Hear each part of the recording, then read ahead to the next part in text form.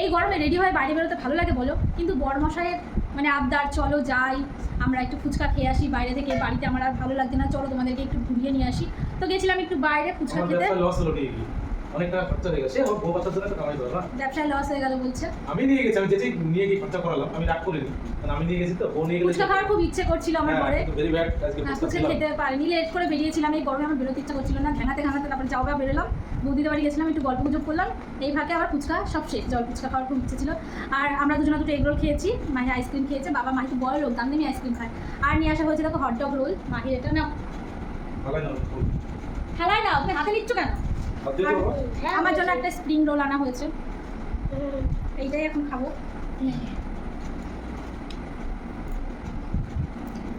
বাইরের খাবার তো আমি খাই না, তাও খাওয়া হয়ে যাচ্ছে। এখন খাচ্ছে মা। ঠিক আছে, তোকেই দিয়ে দেবো, অসুবিধা নেই। ভালোই খেতাম। তো সাদা সাদা হয়ে যাচ্ছে। হ্যাঁ না, নাটক হয়ে যাচ্ছে।